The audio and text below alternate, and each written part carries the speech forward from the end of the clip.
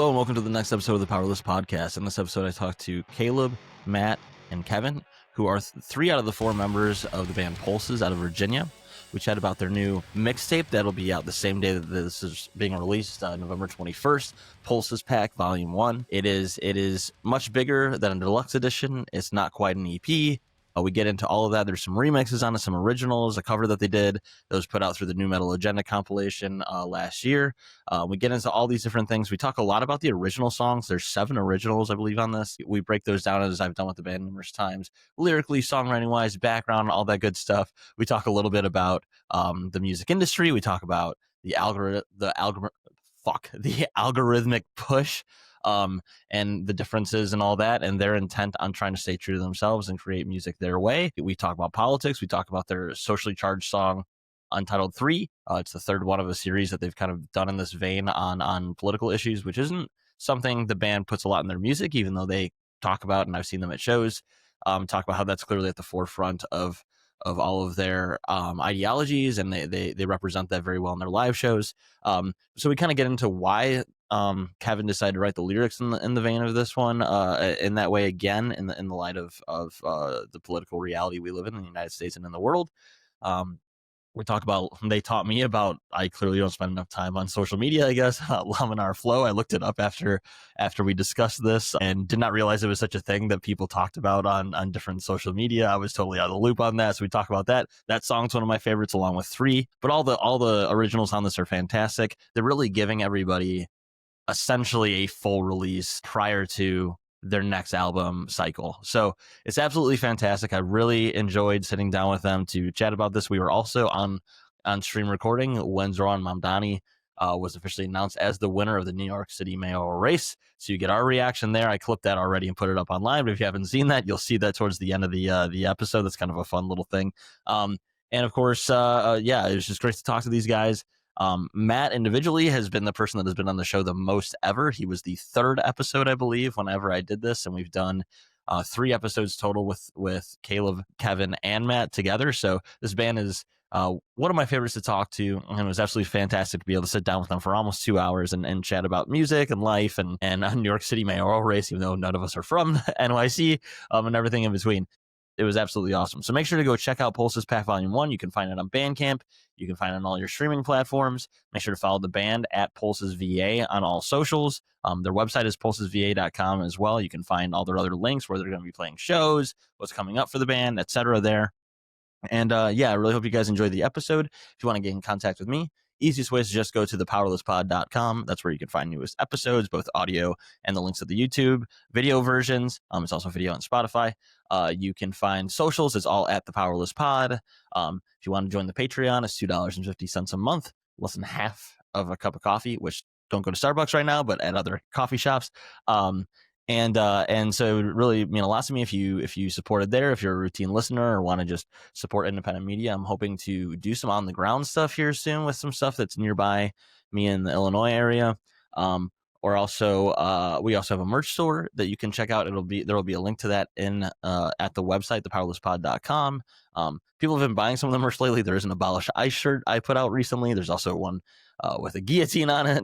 A lot of things that are very relatable to the current political moment, as well as some music stuff as well. So check out all of that, and all those links will be below. But most importantly, from this episode, again, check out Pulses Pack Volume 1, which is out now from when you hear this. And I really appreciate your time. Let's get into it with Matt, Caleb, and Kevin from Pulses, checking out their new release on the PowerLess podcast. Thanks so much. Who's next? Got the hair on my chest. Searching for secrets you would not confess. Suspect of a new type of crime. A product of putting a soul on the line. Better off in the open. Clouded messaging open. All my back full of tokens. Wishing wells for the quotient. Good start. I'm here. I think this is officially, you guys are now officially the most, I said this every time I feel like, but between the episode I did with Matt, with the 3rd episode, this one's gonna be like close to 120 of this show. You guys are the most episodes, the most frequent returning guests of the show. I am here with Pulses, which is Matt, Kevin, and Caleb. We're here to talk about Pulses Pack Volume 1. Yeah. This is the first sort of like B-sides breakdown I've kind of done, which is cool because, sometimes people put these things out and it's like a deluxe edition. You could have done that with your record type deal, or it's, it's like a EP that's a bunch of B-sides. Mm-hmm. You guys did something pretty cool here and pretty unique, which is, nothing new for you guys in a way, So again, thanks for coming on and doing this. I know you've done press already today, so I appreciate you doing a marathon for me tonight. Yeah. How are you all doing tonight? Good. Better than I was earlier.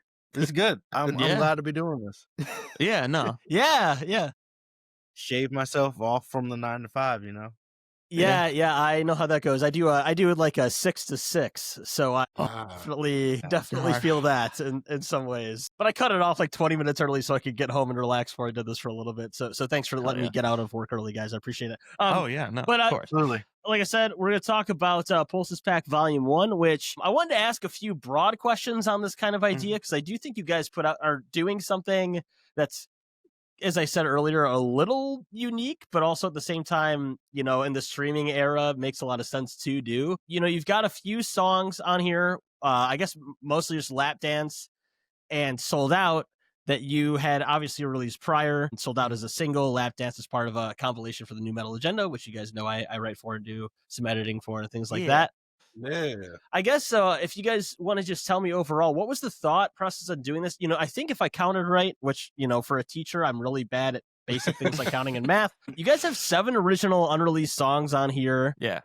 Several remixes, a total of 12 songs, all but 2 of them were not released prior to this release. So what was the idea behind doing this, and what kind of made you kind of do this compilation of all these different things together? I don't know if maybe Caleb, you want to start first? Sure. Yeah. So it's like the idea of it really, it just comes down to, again, it's like named it a compilation near the end of the process of it, and because, the thought process almost even in a way of like a mixtape almost, but not necessarily wanting that nomenclature for it. But the same kind of mentality behind it really is just like, just the freedom to do what we want. And then also naming the compilation, we didn't want to necessarily say B-sides, even though of course they are, because it's like the B-sides has that kind of connotation of, it's just like, oh, these are just stuff that was on the cutting room floor and they're not as important, they're not as good even, for some folks. They're just like, oh, this is just something that they left it behind back there. They left it behind for a reason because it wasn't good enough. When it's like, no, not necessarily. It just, Right. You write some songs, and especially as you're in the process of writing a record, you have a certain package that you want things to fit into. And some of the songs, while you still like, or some of them you just aren't going to fit in that package. And The especially vibes with were the off. nature. Yeah. And especially with the nature of us, it's like we like dabbling into so many different pockets of sounds. Right. So it's just like, there's some of them on there that we'll write and it's a good song, but I'm like, this is, or we'll be like, nah, this is too far out, Mhm. So, Yeah. but we feel like just having this be a compilation and calling it that means anything goes. So, and just having the freedom to feel comfortable to just put some stuff out there that we just think are worth the having, the time of day and seeing the light of day for people to just check out, and they can choose if they kind of fuck with it or not. Yeah, and you can kind of go, like you said, you can kind of go a little more loose with it. It's not an album rollout. You're not putting all this, not to say, that a picture of you guys with your logo on it doesn't look great, because you guys are all great looking guys. But you don't have to like get really great album art. You don't necessarily have to like, figure out track listing to the nth degree. You don't have to worry about if one song flows into the next or if it all fits together, like you said, for like a full length album in a package. You can just kind of go, I like these songs. We got some remixes. We've got some other songs that like didn't get to be thrown into like a full release, other than singles or little compilations. And you can just kind of put that together in its own thing. And it also ties people over to, for you to release some other stuff while you're, I'm sure, getting ready to do some other things, right? Yeah. Which we is had to always a drop good something plan. this year. Yeah. Yeah. And again, to get to like, you have 7 unreleased songs in this, right? Like that's like a long EP, you know? So you're still not, it's not like you're even teasing people with shit. This is like a legitimate release at the same time, which is cool. Yeah, I mean, like, I know you mentioned earlier, like, the, like, could be thrown on a deluxe or whatever. And it's like, that was the original plan, but it got so late in, like, it taking just longer to make. And then also, like, we didn't want to do, like, as much as it worked for her, like, we didn't want to do this as a thing and be like, oh, we put this song on here that, or we put out a whole nother album, essentially, that's, like, a deluxe. Because we knew just people would feel some type of way about it, like EXO being so old and like a cover, and people already want to skip the remixes and everything anyway. So that's why, like, Kevin was like, I'm putting them in the middle, so you have to, if you're trying to listen to the whole thing, you can't just skip the end, like, you gotta, you know. So it's all still, you know, very intentionally packaged, but yeah, definitely loose. Like, we don't have to like get as like arty and heady about it. It can just be like, yeah, these songs all make sense as us, which has but to not be like a little necessarily freeing. Right? Yeah. Like, it's kind of nice to kind of be like, I mean, you guys are already very DIY. You literally mix your own songs. But like, just being able to kind of go fuck it and just kind of put some stuff together. And I mean, you clearly have intent with it, but just kind of having a little more fun with it is a cool thing. I wanted to ask before we jumped into it, because I figured what I would do is kind of talk a little bit about, you know, we could talk about some of the remixes and kind of your guys' approach and thoughts on why you picked these songs for remixes and things of that nature. Talk about the originals, talk about the ones already released, and kind of break it down that way, rather than my usual asking you guys to break down literally every song track by track, which I know is daunting sometimes. But Either way, we're gonna about all of them. No, I know. You know, for the remixes, I gotta say, for myself, as someone that listens primarily to like really heavy music, really somber, you know, sad music, and that's about it. It's either angry or sad. That's about where I go for the most part, which is why I like your guys' music, because it reminds me music can be fun that I can enjoy as well. Is the remix choices were interesting to me. Obviously, like picking a single like Run the Ghouls for Matt, I know your Bad Luck remix, like that makes a lot of sense. That's like a bigger song you guys have. Of course, you picked that one. But some of the other ones were interesting choices to me that I think really worked well. But I was kind of surprised of all of the songs you had, especially with the single rollouts and everything with the actual album, that you picked those. So I guess you guys put much, you know, was it that you were kind of selling kind of remixes to people that you thought would do a good idea and they kind of picked? Like, what was kind of the process of picking the remixes that you have on here for yourself and other people? Yeah, I know for mine at least, like, Kevin was like, there's got to be a Run the Ghouls one. And I was like, yeah, okay, I got it. I'll do that one. And then the Eichlers one, I think it was just like Eichlers has worked with Jer before. So it was just like, it made sense to like put them together. And like, they like Eichlers calls their music like hyper ska and everything. So it was just like, all right, well, if they're going to do one, then that makes sense. The ska one. Yeah. And I believe Zach picked, honestly. I mean, I figured he'd do that one because it's like the poppy one, but I believe he picked that one. But yeah, I want to say that it's true. For those, like, I thought it was really cool. Again, someone that doesn't listen to remixes a ton, what I really liked about the Run the Ghouls one, Matt, is because I can ask you this because you're one of the people that did the remixes that's here, is one of my favorite moments on this release, especially for like things you sort of heard already. I mean, the remixes I hadn't heard before listening to it, was the kind of turnstile breakdown and the kind of rendition you did of it there. In it, which was like sounds you didn't think would work with it at all, but like totally like made it a new thing. That was like, was that like kind of a weird way to, because I mean, approaching a breakdown for like sort of a not lo-fi, but like, you know, type electronic remix, like that could seem a little weird to approach, you know? Yeah, I mean, it's the idea at least started with the like, because Turnstile influenced the song, like their song "Look Out for Me" has the Baltimore like club remix of like the chords from Never Enough at the end. So I was like, okay, well, I'm gonna do something like that, so it keeps it in the Baltimore kind of family. Oh, I don't have a drink this time. I need to get one. But it just like that just made sense. And then the sounds on it and everything is like interestingly, like a lot of the sounds on that, other than like the drums that I pulled from some samples and stuff, but like most of the sounds are just like chops of the guitars and the organs and stuff from the actual song, and like a little bit of vocals. I did record some I think it's technically the first thing that I recorded the baritone guitar on and drop E a little bit just to like beef up some of the parts. But yeah, it's, you know, there's a lot of the sounds that are in the song just used in completely different ways and chopped up and stuff. So it was fun. Yeah, that type of like music creation to me, like the kind of remix style of being able to take somebody else's sounds, is why I love like really good DJs so much. Like I think they're underappreciated by mostly white people, but like people in general. People don't appreciate how much it takes to like, you know, there's different styles of music creation, and being able to take an original sound and just like completely flip it on its head while not mostly recording anything else yourself is like intimidating. Like that's a really cool thing to be able to pull off and make it have a completely different feel.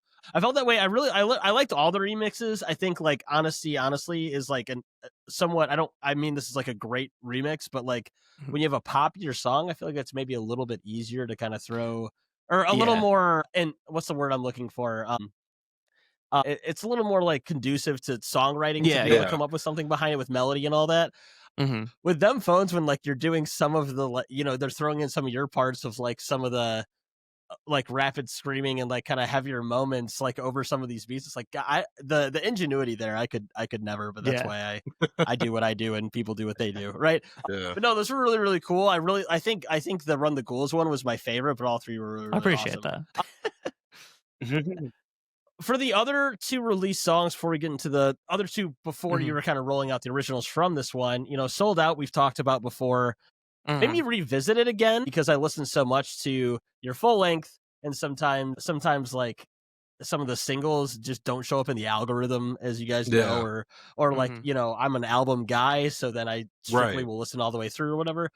It's like, yeah, I went and resaved it to some of my other playlists, which is a good, you know, it's a good way to re-release it or reintroduce it to people, because Zach's parts on that are so insane. Like I kind of forgot how catchy the chorus was. Like I was in my classroom, you guys know I'm a teacher, and I was in my classroom kind of re-listening through it, and I was like singing along to the song, and some of the staff that work in my room was like, "Oh, what pop song is that?" It's like, and I showed it to them, and they were into it. So it was like, you know, like totally like like real world promotion, because it's like just one of the catchiest hooks in the world. And you did this right on that one. It's super insanely catchy. It's incredible. And then I wanted to ask you guys about this a while back, but we never got to talk about it. Even though I do stuff for the New Metal Agenda. Lap Dance is one of the ones that, when that release got put out in December of last year, it's one of the ones people talked about the most to us. Oh, cool. As far as the release goes, they really, really liked it. You know, it's one of those songs that I'm sure, have you guys performed it live before? Have you guys done it live at all? Yeah, we did I thought on so. The Rockstar Energy Tour. Yeah, that's right. I thought I saw a video of it. It's one of those songs that, like, playing it, I could see being a little repetitive, because it's like literally the David same hates thing. David hates playing I thought you mentioned that to me, Matt, that it's like, it's literally the same. I mean, it's the same riff over and over again. But the way you guys both mixed it and kind of put it out there, along with Sierra's vocals on it, it's a lot of fun. So did you guys just have, like, did you guys enjoy you guys don't do like recorded covers that often? How was that kind of experience with that one in general? Yeah, that one was a blast to do, honestly. Like I know, like when Kirk had hit us up to do a cover for that compilation, we were just like, yeah, we're definitely doing this one, because it's just like, it again is so emblematic, I think, low key of us, you know, in a way where it's just like, obviously, you know, when you think of new metal, you're not instantly going to NERD, but it's just like those songs are without a doubt like of that time and everything. And then, you know, we love Pharrell and Neptunes as like producers and everything like that. So it's just like, it was a perfect choice for us. We felt like it was a perfect choice for us to do. And it was just really fun to do too. Like for real, like, you know, and it also just like doing it again informs just so many other things that we can do. You know, it allowed us to experiment more. We always joke, we're like, Kevin played guitar on that. Yeah, technically, jokingly. Like all like the scratches, the scratch stuff at the end. Yeah. Our Kevin, we like I don't even know where. Well, I do know where it's from. We had like I guess I had like a Teenage Mutant Ninja Turtles costume probably when I was a kid. I forgot so about I had that part the of it. Raphael kunai, plastic kunai, and it was just in my basement still. in like a basket. So I was just like, all right, we're gonna use this, and that's what we use to like grind the strings for that ending part, and then that in combination with like, whammy pedal and such. But just like, it was just fun to do because we, just more got into experimenting with just like how can we translate this? How and what effects can we use? I know like for that, the Rhodes sound for the keyboard, even though we added some of that, the original sound into it, obviously recreated it, but we also layered it with like a Korn sounding guitar lead to mix that in to make it even more nu metal. And then like how the chorus is even chunkier because we threw in like, the low octave guitars and such. So it was just like, we had just fun, just like, again, experimenting with the textures of it all. And then also, I know even for me, like, it's honestly one of my personal favorite like vocal performances was doing that second verse and adapting it into like our style and everything and make it like a scream kind of feel. And then also just like Kevin rewriting the rap verse for Matt. Yeah. Still so funny to me. I love that so much. You made it straight edge and monogamous. It's so funny. I would have just done it, but I appreciate the effort you put into it. And that was also just the extra make it like why it felt so perfect to do, because obviously it's just like, Pharrell Black, he's doing most of the vocals, but then it's like, all right, here's the white guy, he's gonna come in and do the rap verse. That's what they told me. The first thing I was told about this is they were like, you have to do Lee Harvey's verse, and I was like, oh, okay. And they were like, he's the white guy, and I was like, oh, okay, yeah, all right, yeah, that makes sense. You got it. So honestly, that is like the crux of a lot of the decision to pick it too. Is just like, not gonna lie, the rest of that comp, I think there was a couple like, Hispanic countries represented on there, which was cool, but like, we're the black one. I'm gonna do a rap song, and I'm gonna do a song that says the N-word on it because I can say it. You can't. Well, as we know of the big iteration of nu metal, there was just a lot of white guy angst all over the place, all over that shit. So you got to mix it up. You got to bring in. You got to bring in the good, you got to bring in the good stuff.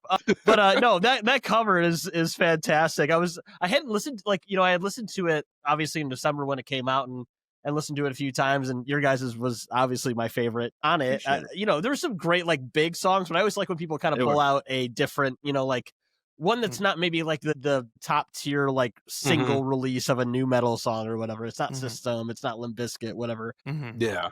And it was fun to revisit because it made me go revisit the original too, because like I hadn't heard it in forever, you know. And it was so good to kind of like go down memory lane and nostalgia in that vein. And also one more thing I did want to address with it, can't forget, of course, Sierra being on it too. It's also just like we had that idea with it too, along with it and everything, just being like, oh yeah, we got to recreate the whole, woman voice as part of doing the hook and everything. So I was like, yeah, Sierra's, I'm sure she'll be down to do it. So also just another point of us being able to collaborate on something that's great, especially just like this time on a cover, And so that was really fun to get back from her as well. That was a cool part. One last thing real quick too is like it was like way before this comp like even came to us too. Like this is one song we've been throwing around for like at least like 3 or 4 years. I feel like I remember y'all talking about it like forever ago. It was like, oh, we should cover this. So it was cool to like, this was like, oh, this is the perfect time to just, Yeah.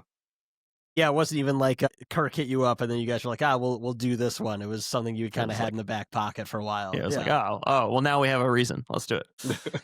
Yeah, and it rips. It's a fun one. Let's go ahead then and get into the rest of the songs, which is 7 originals. First, I wanted to ask, I think you've probably already answered this, but are all of these sort of songs that were written within like kind of the album process of it wasn't supposed to be like this? Were they ones that you put together after? Just kind of, these are quote unquote, like you say, you don't want to call them B-sides, but they're kind of ones that are not being put on a record. Were they from different, bringing back different parts that you hadn't fully put together? Just kind of tell me overall what these originals, what the thought process was with them. I don't know. All right, you want me to do it? Okay. I should direct these things. I'm sorry. No, you're fine. You're fine. I also there's like a little bit of delay, so I didn't want to like cut you off. but it's different. Like makes sense. I'm thinking like working titles. The last track, Can You Keep a Secret? Makes sense. Can You Keep a Secret? Laminar Flow, and what was the other one that was an old one? There was another one. Of Air and of Sky. Yeah, of Aaron Scott. I can't remember names anymore because they've had so many working titles. That one changed like a week before we dropped it. So it's Exactly. Yeah. it's okay.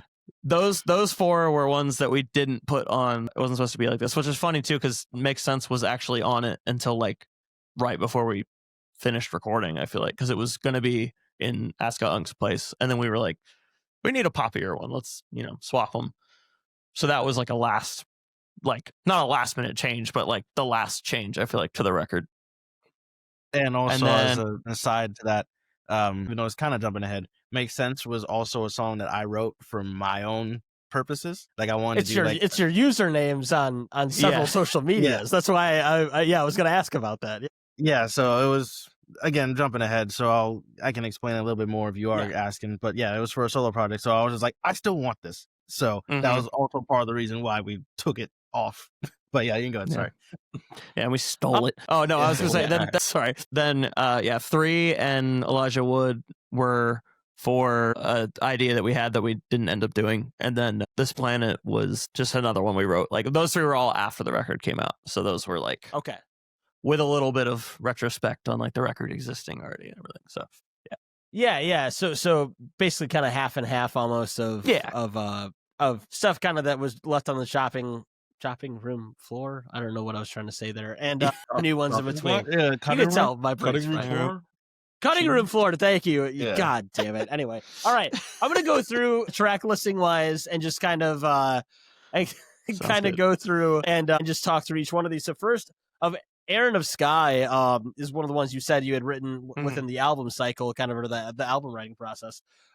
Really enjoyed this one. This one had a lot of I feel like this one and I Wish Elijah Would are the two that I would say like have like there's a lot of elements of like classic post-hardcore in them, of like the mid 2000s in a modern way in them, in a way that you guys obviously have had in a lot of your music. I would say like more so in previous releases before your most recent record, if that's fair to say. You guys could It is, or not, but and that's intentional. So of Aaron of Sky, I don't know who kind of spearheaded that one, but kind of break this one down for me. You can tell me what it's about, if it's about nothing, if it's about something really specific, and also kind of the songwriting process for it. I don't know who kind of spearheaded that one. y'all want to hit the music and then I'll do the lyrics. Yeah, exactly, because it got a split between us, really. Okay. I started the music for it. This was the earliest song written intended for the third record, and still just figuring out the sound for it. And then, so it's definitely the most like speaking into existence type of sound. Yeah. So yeah, that was really where it just came from. It was just me just sitting down one night, just trying to write something out. I think I had written up to like the bridge or something like that, or like I guess it turned into the second verse.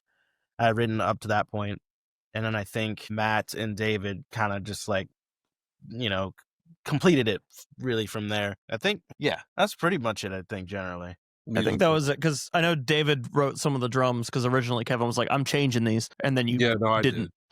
Oh, you did still? Okay. Yeah, like I mean, I kept most of his structure because I mean, he was doing things that I wasn't normally doing, which is why I enjoy when a like non-drummer, quote unquote, like writes drums, because it's just like, yeah, I'm thinking of ways that like make sense to me, like as my style, and I'm also thinking of ways to actually write real drums instead of doing things that three-handed people can, or three-armed people play. Yeah. So like, I don't have that gene because I know how to play drums. So like, it's nice to get that kind of thing, but then you have to go through and just like, okay, that I can't physically do that. Okay, that's really stupid to play, like, and then you clean it up. But like, so the structure is there. Like the skeleton is definitely him, but I'm like, all right, I'm going to put the muscles and the skin on this. You can't do that part. That's the most positive way I've ever heard a drummer talk about a non-drummer writing drum parts ever. Because I've been in rooms where people just lose their goddamn minds about what's programmed. So kudos to you on that. But no, yeah, it's really great. Matt, did you Yeah, you said you wrote the lyrics for this one? That's my one lyrical contribution on this one. Yeah, it's kind of just, I think I was thinking, just because it is the most like Speak It era sounding song and everything, I was like, all right, we're giving y'all one. I'm gonna talk a little shit. So it's a little not like anything super direct, but it's just like, you know, about how some people are just very like connection minded and not like community minded, and how sometimes it just feels like everyone's trying to get like something for their benefit, and it's like, what, we could just like be cool and like have it happen naturally, instead of like, you know, let's do a feature for the numbers or whatever, you know. So it's just like, I don't know, it's just kind of about that, and like in like a tongue-in-cheek way, kind of like, you know, hey, we're just doing this with our friends. Like that's why there's some like Woodland Creatures references in it and stuff. It's just like, you know, we got our little clique and we're happy with it, and we're happy to expand it as long as you're, you know, cool and trying to be friendly and stuff for the right reasons. So yeah, that's kind you of mean not coming off as like a try hard, you know, like climber that treats treats friendships as transactional and that kind of thing. Transactional, that's the word I was looking for. It's about it's about that. And again, it's not about anyone specifically, but it's just like something that I've observed, and we've all kind of talked about. Yeah, it kind of goes to like just, you know, the TikTok gurus that say like, oh, this is how you got to build, you know, XYZ, which is, you know, like kind of jumping a little bit ahead, but Elijah Wood's a little bit about that too. Like it's just in more of a like outward way. But I don't know, that this one's, I think, you know, the little pieces, it's like I had a little bit of contributions, I think, here and there. You changed like a line or something. You changed stuff for like flow purposes. So it's just like, I think it's like important that it's all like rap flows, or at least to me, that's the part that I really like the most. And it kind of just, I don't know, to me it's just like, hey, like, I don't want to say anything. No, do it. Do it. No. I mean, it's like, it's really just like, yo, this is like, we gotta let Swancore go. Like, we really gotta let it go. It's okay to let it go. We were talking about that before you guys came on, and just it's just we gotta let it go. I told Matt, it's like, you know, I'll see any posts of you guys on social media, kind of get out of the audience, so to speak. Yeah. And then the first comment, it'll be something about that. And it's like, man, I know they're meaning well, but I just could see these guys just like getting an aneurysm or getting like a tumor in the back of their head. You know, I started just hitting them with who for a while. I'd just be like, I don't know who that is. And then they started like thinking I was serious and like explaining it to me. And I was like, I don't need this either. Like, we don't got to do that. The thing is, I mean, it's like, it's never going to go away. And like, we're, at least, I don't know, I'm cognizant of it. We're all cognizant of it. Like, especially with like the onset of like Spotify and algorithmic push, it's like we can upload anything and it just gets tagged with that, you know, just automatically. Right. Like you go to albumoftheyear.org or rate your music and they automatically put that with that, even though it's just like, my intentions have never been less that. It's like I'm increasingly trying to like maintain my integrity of post-hardcore mixes with this thing while also not doing that so strongly. And it's just, I don't know, it's really just funny to me because like I think it's to the point that like stuff is so perverted that like we don't even have to say the intention and it'll still like get coined a certain way or whatever. And then like I know in the back of my mind, it's like, I like, you look at my Last Defense, that shit is public. I have not listened to that fucking band or any of the bands that are like in our genre in like years, and people will still be like, no, that's the thing you took, that riff or that line, or you still sound like him. And I'm like, but I don't want to. Like, and I'm really and also you don't. To. I'm sorry. As someone that, I'll be on, you know, we're just kind of, you know, we're talking shit here for a second. Like, I've always really liked your guys' band since I found it, and I've never ever appreciate ever enjoyed that band ever in my life. Never got it. Was never into it. We've talked about this before too, right? That like, you know, you guys pull for, you know, I think it's like what it is, and we'll get back to the music. Sorry for the tangent, but like, no, but you're like, fine. you know, like people are really limited in what they listen to in a lot of ways, despite having the biggest access to music that we've ever had in our entire lives. People get really niched into their little sub post-hardcore niches, or really into anything, you know, to use the term swancore, or like these diehard people that I feel like are like the crusty hippie versions of post-hardcore.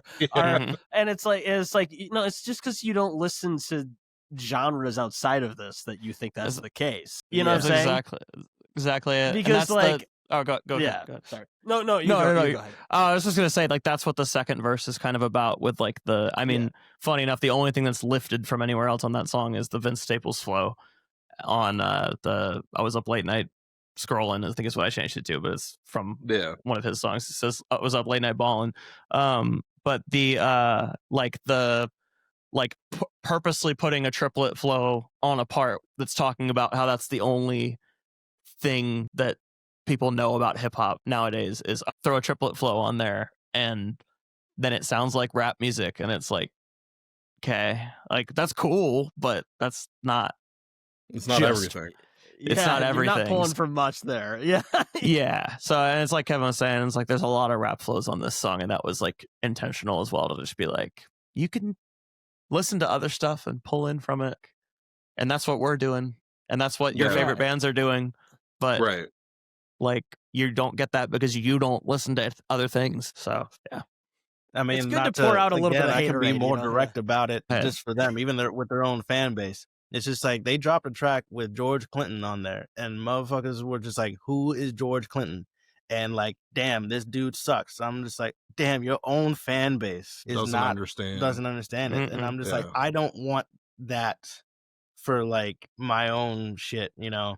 So that's in a sense, I do feel bad about that, because that is a get, an undeniable get for them. To say the least. Yeah. See, I don't listen to them and don't pay attention to them. I think I've like blocked it to where I don't see it. Yeah. So I wasn't even aware that happened, but like, yeah, great get of all, like that's a like incredible to have like a generational talent on your music, and then like some crusty ass like white person with dreads like that hasn't showered in 6 weeks is gonna. Sorry. Anyway, I'm gonna move on. I wish Elijah would. I wish Elijah would. I wish he would. He would. First of all, fantastic song title. Brings me back to like the 2005 era of like emo and post-hardcore, which I know is what you were going for. Yeah. Like, I was very glad. I literally had that it's like I have a notes, you know, on my notes app, just like a whole thing of just like song titles, and that's been sitting in there for like years at this point. Yeah. So I'm glad that finally got out. You were literally just no reading one's used them. it yet. Yeah, you were literally just reading them, and you got to that one, and we were like, "Yeah, no, we got to finally put it on." So that's got to be it. And I also feel like he would enjoy the songs. He seems like a cool guy. Yeah, he's really into like making indie horror stuff. I follow like indie horror stuff a lot. Like that's one of my other things I'm really into, and he's all about it. Like funds like the weirdest projects you've ever seen, and funds like really indie like arty stuff. So I think he would be into some post hardcore. But I wish Elijah would. You guys go ahead and break this one down for me, instrumentally, lyrically. Whoever wants to start that first on anyone's end. So I guess I can like start with the idea, and then I know Matt kind of carried out some of the music, and again, Kevin with the lyrics. Kevin can hit the lyrics. Right. Yeah, this is very much another very collaborative track, and I will bring this up again because I know Kevin tweeted about it. Is being just like, you know, the four of us are always collaborating on things, and that's something I'm always grateful for. That all of us have the ability to be, you know, writers and contribute heavily to the writing. This is definitely a collaborative effort, even to the point where it's just like, I know musically, David wrote half of my guitar part on this song. So, and I hate him for that too, because he wrote the hardest parts. That's how it usually goes. Yeah. So yeah, it just started basically as an idea for me, just to spill it or whatever. I had the idea because like even after like the last record, I was just like, you know, getting back into my mood wise, at least, which is like, I want to write some just like, you know, more not straightforward, but like bring back some more post-hardcore as like the focus of the sound. You know, obviously I still want to be mixing in other things, but that was the idea. We were going to do an EP like that, and you know, that idea just kind of fizzled out just as resources, time, especially as we got into more like, oh, we know what we want to do for the next record now, so we want to focus on that. But here's some songs also that we did get done from that idea. And that's jumping ahead a little bit because that's where this song Elijah Wood and Untitled 3 came from. So this one Elijah Wood basically just came from, I was like, I want to do like a punkier song again. I want to do like a punk beat type of joint. I was listening to like AFI. I was listening to All Hollows EP. So I was like, I want something like this that just has that driving force to it. So then I had that idea, and one day just Matt, took that idea and started it. Yeah, I wrote like the initial like guitar, and I think I put like placeholder drums that I'm sure Kevin spiced up a little bit, but like just at the beginning of like the first 2 sections or so. And then it's one of those ones that just like we left it for a while at that, and then David came through and wrote like up through the like rap part, at least like the start of it. We changed some stuff and filled it out or whatever, but he wrote like that whole middle chunk, and then it kind of came back to Caleb wanting to end it with like, because it was originally just ending with that part, and we were like, yeah, it kind of needs something, and then Caleb came up with the idea to do like the kind of older post-hardcore like Coheed kind of ending just to like root it back in. And we wrote that I think we wrote that last part in like 20 minutes one day, and then just kind of went with it. But yeah, it's funny how things like that can like hang around for forever, and then you like finalize it and make it make sense, and like that's the later like song. that was intentional. No, but you know what I mean, like that you can kind of like just do one quick thing and it makes it all click. Like I love that about music, especially when like you've had something sitting around for a while, however long you guys were working on this one, and like it's just not quite done, and when it clicks in and you get it done in like 5 seconds, it's like such a rewarding feeling, Absolutely. There's a time and place for just about everything, and you never know when, but you got to keep it there. And that's also why we just like tab everything out. I know maybe some people, not that there's a lot of people, it's just like some people will be like, oh, Guitar Pro music, blah, blah, blah. But it's like we put everything there specifically also just like, because there's never a time where we write something down. I'm like, I don't remember how to play it. It's just like we tabbed it out. It's right there. So it's where music goes to die. Yeah. So it's just like, it's one of those type of things, again, where it's just like, again, with Of Air of Sky being, 4 or 5 years old, we tabbed it out. I know how to play it, or I can learn how to play it again, So it's just like, it's extremely convenient, and to be able to go back and pick up something and then finish it out. And you never know, that could just end up being something that's like really great that started years ago. Yeah, no, that's a really good point that people should do. I don't do that, and I lose songs all the time. So that's a good, like I've talked to one of my other friends that's like really one of my favorite songwriters that just like has never gotten a band really off the ground, but like I've had him on here a few times, and he literally writes his songs in Guitar Pro. He's a guitarist that loves to sit there and noodle, but like he writes it like typing it out and writing the notes, and like that's how he puts music together. It's not sitting down and riffing on a guitar too. So like, and that's whatever way you do it, like documenting things is a good way to go, because our brains are shit. So it's a good way to keep things going. Kevin, what was this one as far as lyrics go? What can you speak to with it? Lyrically, this one's, it's similar to the last a little bit, but a little bit more open-ended to, I guess, just like how well, it's more about like our position in the music business, but it kind of is a little like I guess like not a warning, but like just like hey, think about it this way kind of thing, where it's just like, okay, we got all these algorithms that we got to fight, we got all these people that are like management focused that we got to like kind of go against, and like there's people like wondering what do you want to do, how do you want to do it, why do you want to do it, all this, that, and the third. And I'm like, yo, slow down, I just want to make some cool joints. That's like what I want to do at the end of the day. But I'm like, I had to like pull up like the actual stuff, and I'm just like, there's so many things, like I guess like the verse stuff that like Matt does is just very like, like I'm out here trying to do the thing, but then you're worried about like the algorithm or the monthly listeners, or like, making TikToks POV. I'm not gonna hold you, is like, that's where that comes from, like just all of this extra stuff that isn't the music. And I'm just like, can I just focus on the music? Like, I thought that was the point of being a band, not all this other stuff. And so I'm just like, you know, and that why the what's good reference is in there. Like, yeah, I'm bringing that back because it's like back then I was just writing a song. I didn't write what's good to be a hit. It just became a hit for us. Like it just became a nice thing.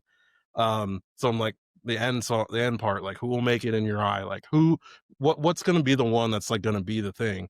Like I don't know, but I'm not trying to think about all of that. So that's what this song generally just kind of goes through the, you know, what the fuck is all of this? Like, man, like, and the funny thing is, like, the Elijah Wood, like, the skit part, like, we kind of put it in as, like, just bullshit, just because we like bullshit, but it has meaning, too, like, who will wear wigs? Like, I don't want to wear a wig. I don't want to do what the fuck you want me to do. Like, it's just like, but sometimes I do. So, like, maybe I will have to put on a fucking wig to get through to you guys, you know, or whatever. So it's like everything is a joke, but everything is a little serious too. Like, yeah, of course. Well, I always, I've talked to you guys about this in the past, I'm sure. I've been talking to like a lot of bands that I haven't had personal connections with lately. I've, been going through publicists and stuff like that. And I'll talk to them. They all have various answers. And when I ask them how they feel about like the sort of content era, chasing trends, which is not a new thing, but I feel like it's on steroids now. And a lot of them will tell me they enjoy it, and I just don't believe them. Like, it's like a few of them, it's like, yeah, I get it because your music is like literally chasing trends. Like, it's good, I like it, but like I can see what you're doing, and you're not necessarily sitting down thinking about what you want to make and just making it, and then kind of figuring out how to promote it after. It's like the promotion is the focal point. And it's like, man, we don't need music more commercialized. Like we just don't need it to happen. Like I know it's like I'm sure, I don't know if you guys, it's like chasing the elusive dragon. Like you're just never gonna find it. Like if you're not this is what I've told people before, is like you can make clips that go viral, but like if your music doesn't keep people on your page, following it, going to see you at shows, buying a shirt when you put it out, like it's not going to matter that you got a 20-second clip together. Like it's just not. And so many people are enveloped in that. So many bands and so many artists I'll talk to now are enveloped in that to varying degrees. And it's like, I get why, because you want to not starve while you're making music, but like, it's but like, then it's also like, it becomes a detriment to the whole process. Like, I'm like, how am I going to get like stifled or like frozen off of like, oh, I can't do this, that, and the third to like go forward because it doesn't sound like Run the Ghouls or whatever. Like, it's like, come on, man. Like we're working against each other. Like, I don't know. And then very, also very even frustrating. even in that sense, it's just like, at least we've been, because of the fact that, we're unsigned, and maybe that's also the reason why we're still unsigned, whatever. Yeah. But, and you say all these things, and maybe it also is a detriment to ourselves.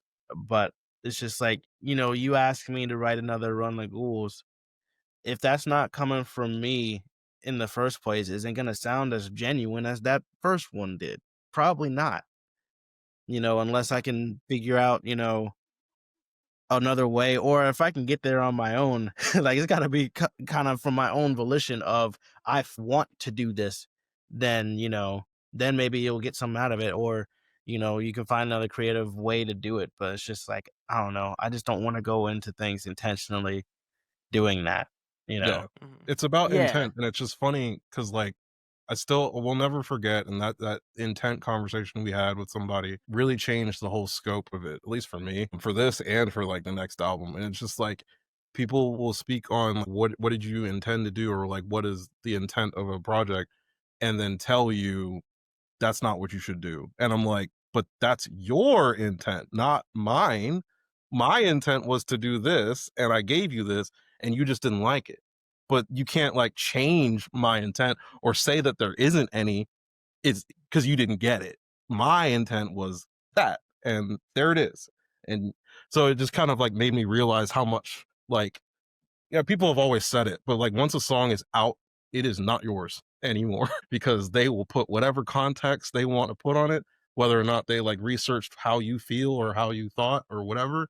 It is not yours. And also they don't know your own mind. Yeah. They can't read your own mind. Or it's like, or obviously with some people it's like they're not going to be watching the podcast that we do talking about things. I'm not going whereas, to read the genius annotations and see the content about the influences Bunch and of fucking listen to the losers. playlist. No, Yeah. I didn't say that. They wouldn't hear it anyway. They're not listening to this. No, I'm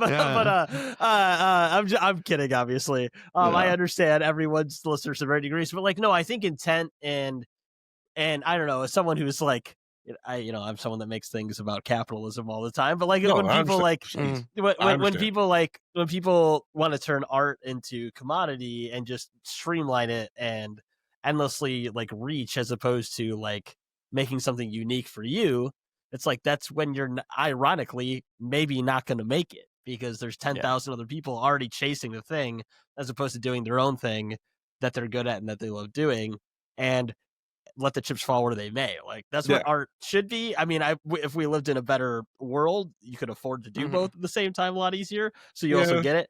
But that's a conversation for another day. But we'll get to that in a couple songs. Yeah. There's one coming up that kind of touches on that a little bit. But I do want to get to Make Sense, which I wanted to talk to Caleb specifically about too, because when I saw this one pop up, I have to be honest, I heard it and like there's such catchy parts to this. I was like, wait, this is his like username. Am I not like tapped into like what song they're covering here? Like am I dumb? So I had to like make sure to look it up, and I was like, no, I'm pretty good. This is an original. But I was like, yeah, I've noticed this pop up over and over with your usernames and stuff. So is this kind of just like a title you've had thrown around? Is this like a song specifically that you've been working on for a while? Just kind of speak to this one a little bit. Yeah, so basically this is one of the earlier ones. I think I started this in like either 2020 or 2021. It was way back then when I was just like, it was like after we put out Speak Into Existence, I was like, I think I want to try and put out my own music, as a solo project kind of deal.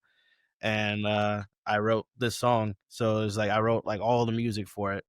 And then I remember, I think I showed it to Kevin and he was like, this is cool. Like, definitely keep it going. And then once we got to like just putting together songs for the third album, Kevin was like, we should take that one. And I was like, we'll see. I mean, if it fits, we'll see. And then, but we didn't end up using it obviously for the third album.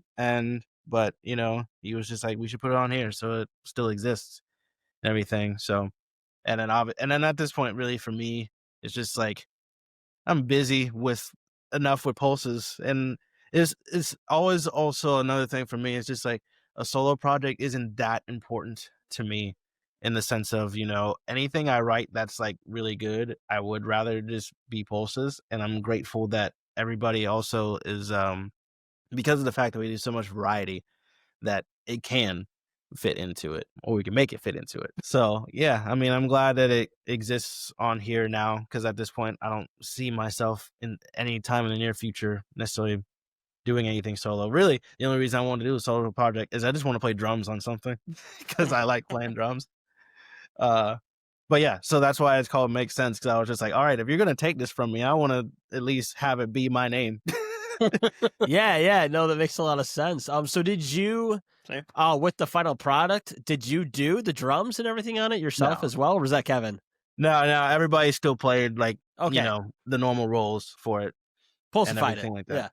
Yeah. Mm-hmm. So and then Kevin still wrote the lyrics for it, because again, I'm not a lyricist. Yeah. As far as this is another one too. Like, I would say less so than, because obviously you wrote it for a different purpose, but like it's kind of got like, I could see both why someone would suggest this would go on the third record, and why also you guys didn't put it on, right? It's kind of like it's not overly, I'm not saying it's like out of left field for you guys, but like it kind of gives a little bit of a different element of your sound in a cool way, I think too, Absolutely. I mean, I know like the biggest influence for me when I was writing is like I really wanted to do a Q and Not You, like dance punk type of sound. So especially like that was my first foray into like, the type of guitar style too is very like jangly and very just like dirty, in a not dissonant, but also it's just like, for example, there's just so many chords on that like on guitar that's just like hitting the open strings on notes that's not like a standard ass chord or whatever, just to add more just like chaos to the sound of it. And that was something I really like and picked up, from like You and Not You, and will inform some of my guitar for future music too, which I'm really excited about. I love that. As far as the lyrics go, what can we dive into as far as that goes? What are the themes for it, kind of the inspiration for it, that type deal?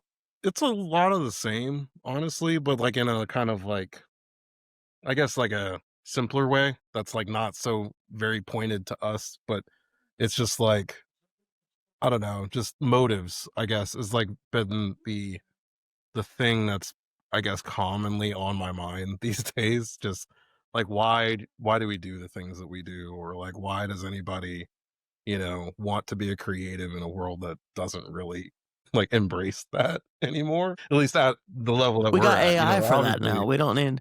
I was gonna say Joe Rogan just came out and said AI covers are the best music ever. So I mean that's all you really need, So, We I mean, all it bitches don't claim him. yeah. We don't claim him. I mean, yeah, like it's that. Because that's like the hook is profit, but like profit toxic, profit making money, and then profit toxic, like people like, kind of attributing like false prophets, not necessarily specifically like a deity or whatever, but like just like putting their faith in shit, like shit things that they deem are like, like something above them, and it's Yeah. Yeah, it's like people having this false mirage that like because someone has a platform, they know what they're talking about, or that they really have an understanding of the world. It's like, no, they're just as stupid as everybody else. They just like fly private, But no, I mean, yeah, I got that from this again. These first three first three original tracks, like feel like very like universal overall with like the messaging on them. Mm-hmm. The next two original, and like Matt messaged this to me. I'm sure you guys like he was like, I feel like 3 is gonna be your favorite, and he was right, obviously, because I'm me. But it's a political metalcore song. I was like, that's your that's my bag. Yeah. Screaming about the world and Luigi Mangione or whatever. But a close second that it was almost there was Laminar Flow. This was one of my favorite songs. Again, it's tough to say because again, I'm an album guy, but if I listen to like individual tracks, a couple run throughs, I was like, this rips. Like, I love this so much. Nice. I understand why it's like sort of a quote unquote B-side in a way, because it's, like you said, maybe it's like a little, it's not like that far out from music you made, but it's, it's very, very rap heavy. But it's one of my favorites you guys have made, and it's super new metal. And so kind of break this one down for me. Fuck with that one, I think. Oh yeah. Laminar Flow is like, like, first of all, what is that? I am an idiot. I don't know what that means, but also just like in general, break this one down for me. Laminar flow is the state of like when a liquid is like perfectly flowing, so that like just like TikTok, go search laminar flow. First thing you'll see, it's like a stream like that is just, there's like a whole like scientific reason that it does this, but basically it's just like everything is working in a way that it flows perfectly and it looks like solid. Like it makes water look like solid when it's flowing, and you touch it and it'll interrupt it and then it'll splash, blah blah blah. But if you're not touching it, it's just like perfect flow, like just truly flow. So I was like, rap stuff, everybody talks about flow. I made the connection. I got it. I figured it out. Yeah.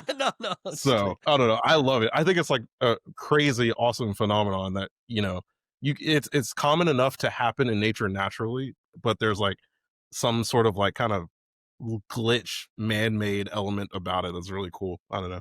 I've always like just had that. Is like, I like that. That's cool. Mm-hmm.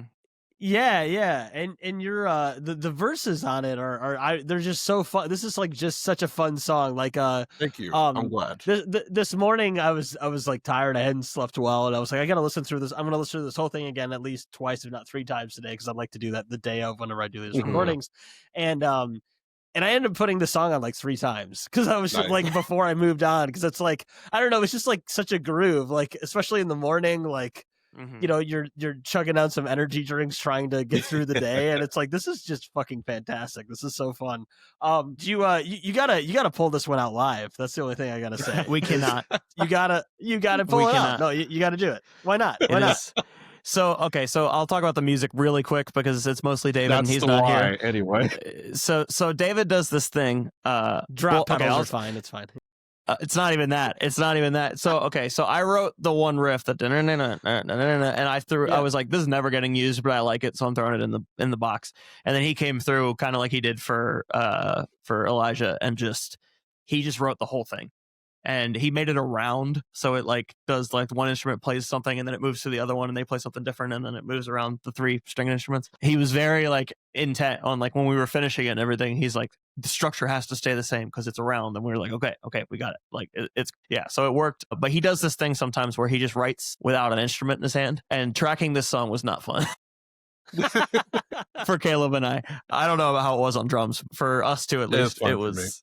I mean, it was fine, but it did have a little bit of that not a drummer flow to it. I'm like, I would never do that. Yeah, it is like 5 verses and they're all completely different, and they're not random because they all like tie together, but if you're playing it by itself it sounds random. And we were all just like, we told him from the beginning, we're never playing this stuff. Like it's just not.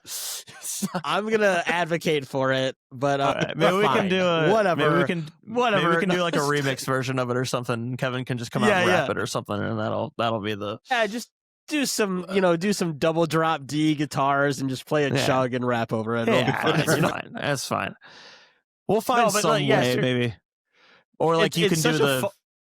Oh, sorry. I was just gonna say Kevin can do the Mike Shinoda thing and throw it over something. We'll figure it out. But yeah. It's like that is like Shinoda, where like there's some songs where they don't bother with the production for some of the rap verses. He just goes out and does an acapella in between songs, and it's great. It's fine. Go that route. There you go. Do a medley. Yeah. Getting to track 9, which is my favorite one, not just because of the lyrics and all that you can pull out of it. That is very poignant, and I think very like. I don't know, like you guys ripped it with that. It feels like what I was thinking of today in the car is like it feels like a Shipwreck in the Sand type Silverstein vibe. That's cool.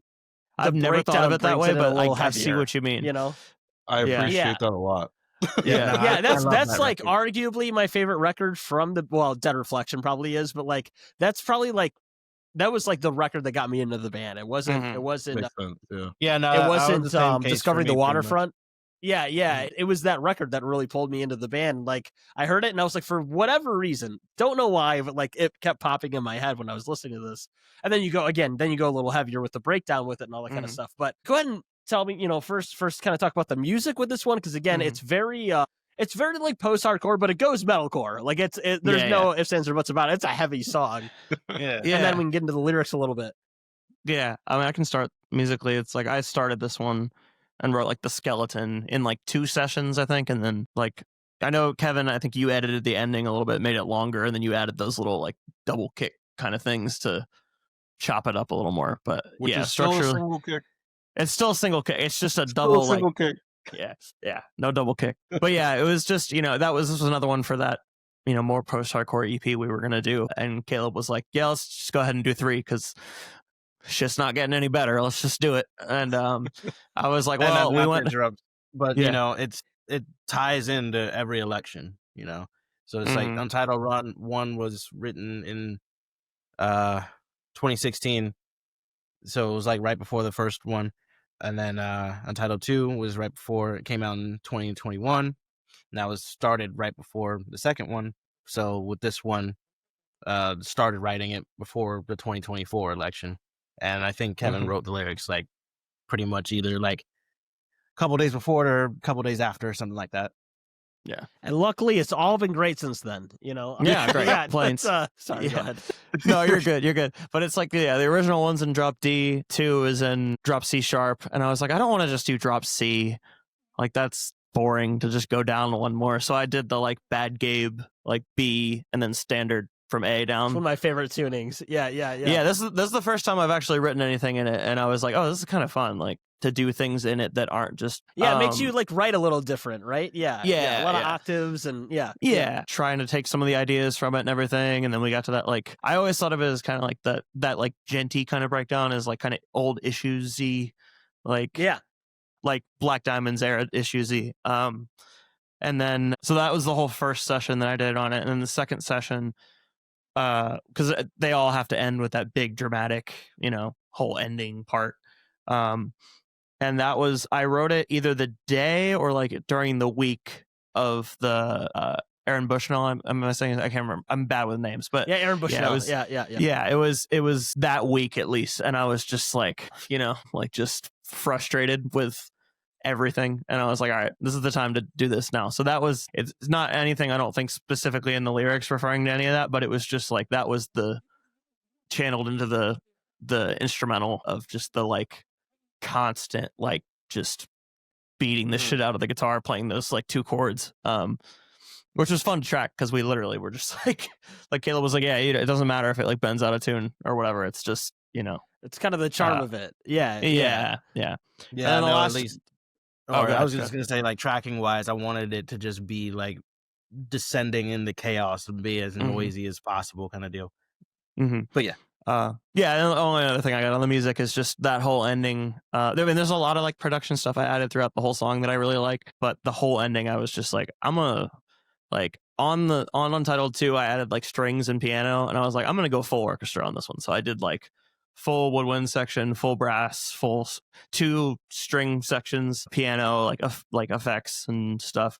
I need to, like, at some point, maybe I'll make a TikTok out of it and just solo all the like orchestral part at the end, because it's like I really like how it builds and like turns into like the strings doing the chugs and stuff toward the very end of it, and it's like that's probably like the thing I'm the most proud of, like of my contribution wise, is that whole ending, just like building it out past the parts that everyone wrote for their instruments, like just like really giving it a climactic kind of ending. Yeah, it definitely, you definitely feel. I love when somebody can kind of like throw that in to the kind of finale or climax of a song and just kind of like sound wall it.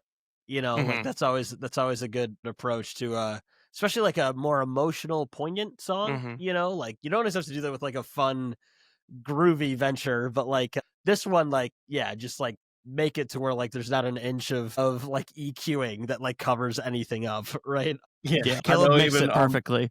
Like I was so happy with it when you first sent the first mix. I was just like so happy to hear like all of it actually mixed in, and so good shit. Because I was like, I swear, I think mixing wise for that ending, I probably spent at least an hour to 2 on the ending alone.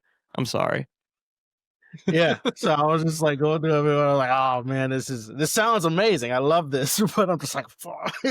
I remember like loading them on the. No, I was just gonna say I remember loading them on the drive and being like, oh, this is like 30 or 40 tracks of just shit. I'm so sorry.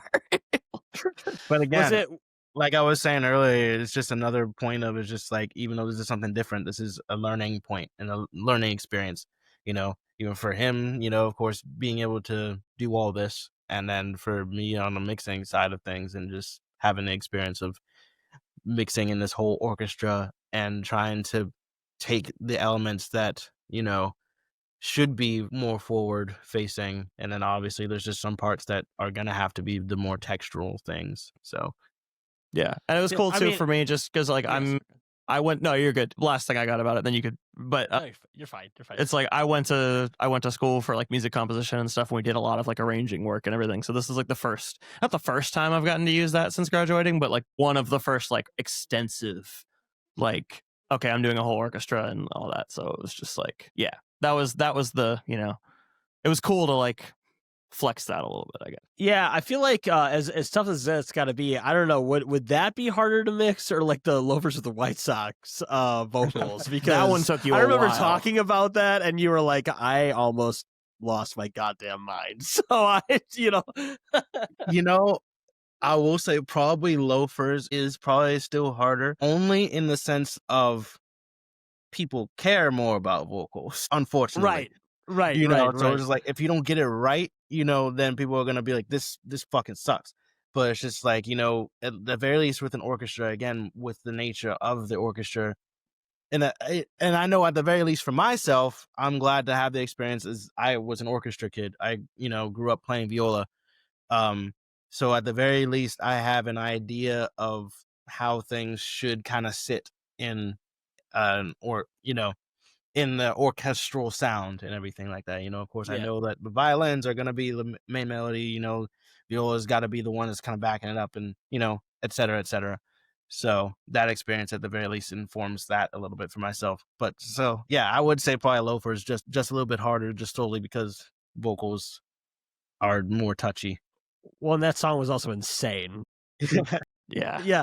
But I mean, regardless, mixing all those instruments is no easy feat, and you did a phenomenal job. As far as like all Appreciate the instrumentation goes and everything, and having it all come together. Kevin, Matt said that you again wrote the lyrics for this one. I know Yep. you do that for a lot of the songs.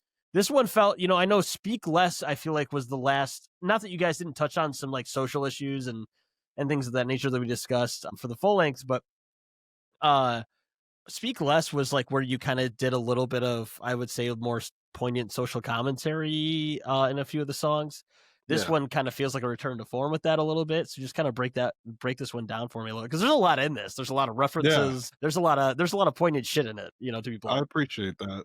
I Yeah. tried, because like the thing about that in general is like we are an opinionated bunch. We have our things that we're moral about, you know. It's like free Palestine, fuck ICE, you know. We say it at the shows, every show, you know. I make a point to say it because I think it matters. But lyrically in music, I think you have to have like a specific kind of like to really Mhm. to do it in a way that doesn't feel like cheap. And I don't, because that like that's the goal is to never sound cheap when talking about Right. something serious. You know, it's like I want to do that justice if I'm going to do it at all. And so like I knew, you know, most of the time I'm like, I don't, Pulses doesn't need to be that. Not to say that I don't have that opinions or that, you know, that it doesn't matter. It's just there's a time and place, and Pulses generally isn't the time and Right. place for it. But, you know, I like to say something when I can. And so this was a good opportunity because shit has not changed. And it's like that the first Untitled I wrote because I was drunk as fuck, very upset that Trump won. Like I was like I dumbfounded the first time, and the fact that we're doing it again, we're still here with this shit. Like I can't believe it. Yep. So you know, it's just it felt necessary to like at least just dip into this a little bit again. And so this time it's just like we're pretty angry. We're cursing. Like you got Pulses to curse on an original song for the first time in our 10-year tenure. 10-year tenure. So it's just like it's for real. And like a lot of the stuff, it's just like on this one, I also wanted to like not like I don't like preaching per se. You know, Right. not that there's anything wrong with that, or like I'm not gonna say that I'm the most, you know, educated folk. I look to you and I see your posts all the time about like various things, and you are in, you know, in the shit a lot more than I am. And so I have no problem It's a deferring. mental disorder, but appreciate that. Hey, you're doing good things. I see the No, post yeah. and it's like I appreciate just people speaking their mind. Like I Uh-huh. truly do, because I will I know as like a person that has a lot of words that I like to use, I will defer when someone else has more knowledge or has more like they just got more skin in the game, you know. Like so this song is not me telling people what to do. It's me even just saying like I don't really know what to do anymore. I help let's get through this. Like how do we get through that when people don't know what to do? Like I think there's a line that's like, what do we do when the answers aren't even heard, like, or the questions aren't even heard? How do we find the answers when the questions aren't even heard? So people are asking these questions, they're not even getting the answers. I don't know the answers. I'm not going to tell you a wrong answer. I don't want to tell you a wrong answer. Right. That doesn't help things out, but I'm still angry. The bottom line is I'm very angry about the things that we shouldn't have to fix. Like we look to leaders and like other people with more knowledge to fix things or to set things in place for us, but they can't even do it right, or they don't want to do it right, or various things like that. It's just there's so much shit going on.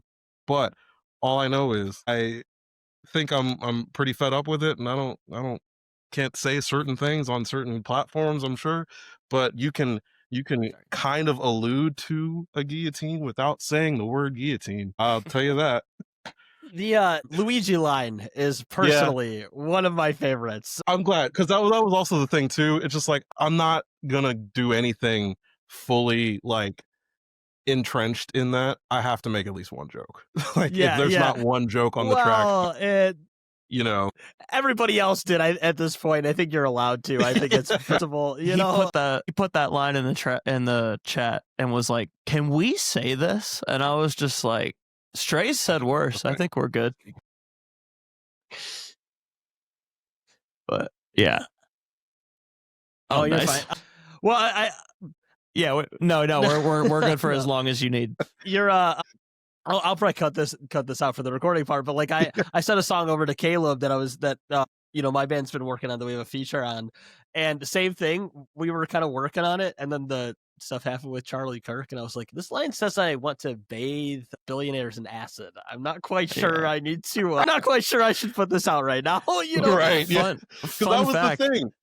This was supposed to be single 2 originally, because it was one of the newer ones, and then literally that happened, and Kevin was like, I don't want to get like guard. Can we just? It'll just be an album cut. Like, it'd be one thing if you said that like right as it happened, and you'd be like, oh, I don't know, I think it'll be fine. And then you see people getting fired and shit. Yeah, and you're like, and it's like, I don't want to invite any of that for us or for a listener. Like, if they posted it, like, it's right. It's not the time. People are fucking it's important. Nuts. It's important. We're gonna stand by it, and we're gonna push it. It's still a song that we want people to hear, but it's not gonna get like the single treatment or anything.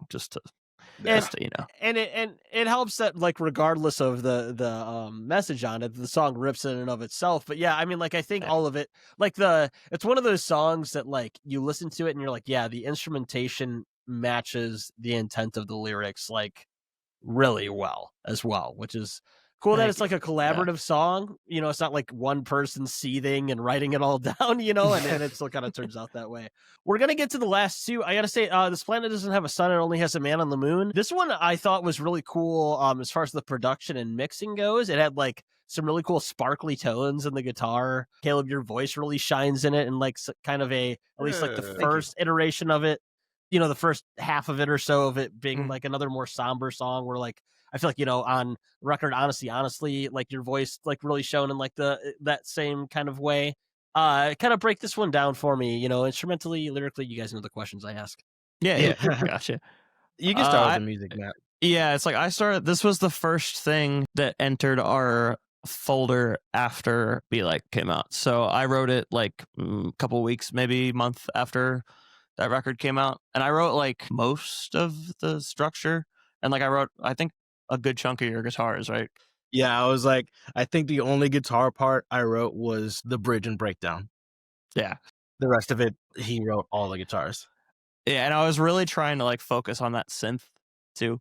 Like, I mean, the guitar plays that line at a point too, but that like that was one of the focal points at the beginning. Kind of like trying to do similar to what like the beginning of Ain't Got No Ceiling does, where it really focuses on that synth. But yeah, it was very much just like old Silverstein with the clean guitars and the picking, like, I don't even think I ever put this in the chat, but like listening to it the first time you sent the mix in, Caleb, I was like, yeah, this is our My Heroine. We got it. Like that was where my head went. So I'm glad you said the vibe that. At least. Not that it's going to be like our fucking big hit or whatever, but just like, I mean, I think it could be, it's a great song, but like, it's a great song. Yeah, like that was the vibe. It was like, very Discovering the Waterfront era, like clean picking emo kind of thing. But then with like the Kid Cudi, like sad, like emo, his version of what emo is, you know what I mean? So that like, and that's where the synths and the the beats and like just the vibe kind of came from. But with a post-hardcore chorus and a breakdown still, just to finish it out in that Silverstein kind of vibe. But yeah, and then they just fucking went nuts with the vocals, and it's crazy. Like that's all I got instrumentally. I was gonna say also, if you caught the title being a reference to them, that was the working title, because I just couldn't think of anything, and I was like, This planet doesn't have a sun. Only has a. That's the retrograde lyric, and then yeah, that's what I thought. I meant to bring that up. Like I read that and I was like, that's a retrograde lyric. Like I know that one to a T. I've played the song live before and like had to like yell those lyrics out. So like I was like, it's not that song at all, but that has to be a reference, right? Yeah. It was purely just like I needed a joke working title, so I just made it "Man in the Moon," like the Kid Cudi stuff, and then Kevin just added the parenthetical to like tie it to the lyrics, but that was the working title, and it just stuck. I guess post-hardcore as hell, you know. Yeah, exactly. Just to extend the whole like long ass song title, like full sentence shit. So just to make I saw it, that. I think Sierra is in the chat, and I remember I sent it to her to like write about and stuff, and she was like, "Last two songs." Kevin was in his Pete Wentz bag, huh? And I was like, yeah, like title wise. Yeah, very Fall Out Boy in that regard. Yeah. Is there anything as far as the lyrics go you guys want to speak to on this one or anything in that regard?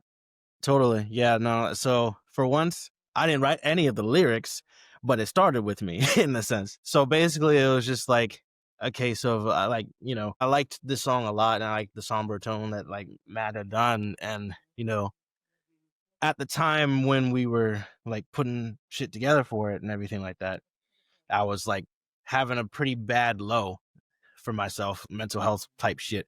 And I like started it with like, I wrote in my notes app, just like a stream of consciousness, late one night. I think I had like 2 to 3 pages of something of just talking about like how I'm feeling and emotions and shit like that. And I passed it over to Kevin and was like, hey, do you think you can read this and make some lyrics out of this for the song? And I know one of the other things too that I was listening to a lot at the time was this album Park, or like the band Park. I'm losing the name all of a sudden. It won't snow. Yeah. It won't snow where you're going. Yeah. So like awesome. Fucking yeah. It's like that album is super heavy, in like lyric content wise, it's just to mention also, if you haven't heard, I don't know if you heard of them or not. I'm not familiar. I was just about to look them up and save them on Spotify. Actually, I would check it out. For example, I know they went to the same producer as Silverstein did for Discovering the Waterfront, so it was produced by Cameron Webb. And great producer. Hell yeah. Yeah, that's exactly. Awesome. Yeah, it sounds great. I think they're from Illinois actually too. Yeah, they are. They just played with Boys Night Out like 2 days ago. Like they don't ever really play shows anymore. But I see they're playing in St. Louis in November. Yep, says they're from Springfield. There you How go. have I never heard of this band? That's incredible. I mean, they've been pretty dead for like a while now. Says they have like 4,000 monthly. Again, 4, not that monthly listeners. Crazy. They have 4,000 total. Yeah. That's crazy. I'm gonna check this record out though, because that seems way up my alley. That's cool. Yeah, it's really fucking good. And again, it's pretty heavy. Like it's very like lyrically, just to be frank, it's a lot of like, suicidal type of lyrical content, or like talking about just like alcoholism and things like that. So I was like listening to that record just like ad nauseum at the time. And those were, things I was relating to somewhat. So I was like, yeah, how do I put this into a Pulses song and be like vulnerable not for once, but just like, just really, it is the most vulnerable song we've probably put out, for me personally, at least. Right. Of course. So, yeah. And then, so that was a big inspiration for it. And yeah, I wrote that whole stream of consciousness, passed it off to Kevin, and he wrote all the lyrics from it. Yeah. I like went back and listened to that Park record just to like kind of get in that same headspace, or like try to, and, kind of model a little bit of like the lyrical content after that record. So I think, I'm happy with how it came out. It's interesting to write for an emotion that, like, not to say that I've never felt it, because I damn sure have, but, something that I wasn't feeling in that moment, or like something that wasn't, was true to me at one point, or writing more out of empathy than sympathy, or not to say that I'm not sympathetic, but like, just something that is a little bit more detached, but still making it like as personal as you want it to be. And I felt pretty good about it. And when I sent it to him, and he was like, yeah, that's awesome. I'm like, cool, I did it. So I'm like real happy with it. It's probably the most like, I don't know, just like, it's not a love song, but it's just very like, you know, like this is a call to me, is truly just like, hey, sometimes you really gotta like reach out to somebody for something. Yeah. And so I'm glad that we have a reach out to somebody track. So Well, and as far as like songwriting aspects of that goes, and thanks for sharing that. I mean, like I think obviously super relatable, all those things. I think it's a big reason why this genre, when we were all kids, got big in the first place. Is a lot of people kind of had those emotions and didn't know where to put them, and it was cathartic to hear somebody else singing about them to varying degrees, right? That's why some of our favorite records are some of the most devastating, right? But also for you, Kevin, on that front, that's got to be like an interesting songwriting process too, lyrically. You know, like you yeah, said, to not just, I'm not saying just, but you get what I mean. yeah, Not yeah, only be writing from your own perspective, but writing, trying to make justice somebody else's perspective. I mean, that's like what great songwriters are able to do, right? Is like to kind of like get in someone else's head that's trying to convey something and convey it back to them, right? yeah, A lot of times I think that's with a listener, but sometimes it can be with, you know, be with a loved one. right. That's like a really cool thing, and it delivers well in that way. And Cool. Thank yeah, you, I man. think this again. I said this about the other ones, but in a way more universal way. I felt like when I was listening through, and again, like it's like I had the lyrics on hand, but this one especially. I mean, I obviously understand screaming lyrics very well, but like this one, with the more somber feel to it, you can really dive into it and like feel the emotion behind it in a really cool way from the lyrics that like very very universal song. I mean, maybe that also Mhm. says something about my brain, you know, in conjunction with what Caleb was just talking about. But it was, you know, it was a really No, good I'm just one. like, you got me. I'm gonna start crying over here. Goddamn. But no, a really good one, and I'm glad you're able to kind of get, because it is, I think, even if you're not the, you know, Caleb, for you, like if I'm sure you feel this way, even if you're not the person that ends up writing the lyrics that are sung on the record, you know, getting that kind of that emotion out in some way. Obviously, it's not the same as like handling things the way everyone needs to in varying degrees, but like it can be cathartic in your own right too, right? To like kind of Oh deliver yeah. that in that way. Yeah, absolutely. And, I'm always grateful for it, coming from Kevin, especially, obviously, him being my brother. So I know we had talked about that, in the last time too. And it's just like we have like just such a good relationship that I trust him with it and everything like that. So it's just like, but then also we always equate it to like the whole like, Fall Out Boy, Patrick Stump, Pete Wentz type of relationship. Obviously it's like Patrick was like the main music writer, and obviously all of us do, but so it's just like, but it's in the way of Pete Wentz writes all the lyrics for Fall Out Boy, Uh-huh.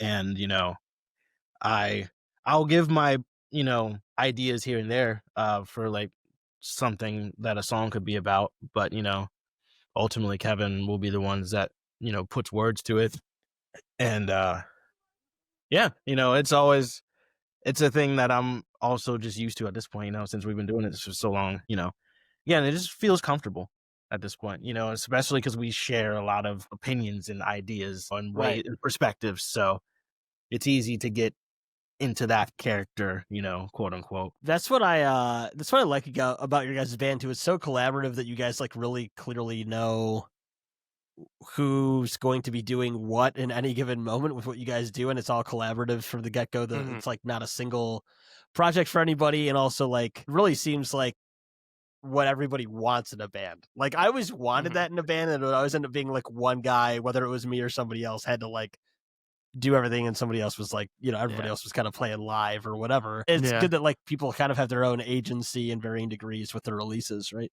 Yeah. No, we have a really cool dynamic to me, just because it's like you said, it's like we all contribute to stuff, which is great, and it comes out with a better product anyway. But we're also like, none of us have egos about anything really, so it's just like That's the main thing. like on this song, it's like I wrote a lot of Caleb's guitar and he's cool with that. And then like on Makes Sense, it's like I didn't touch it. Caleb wrote everything, and that's cool too. Like it doesn't matter who writes something as long as it's, good. And we have a very like,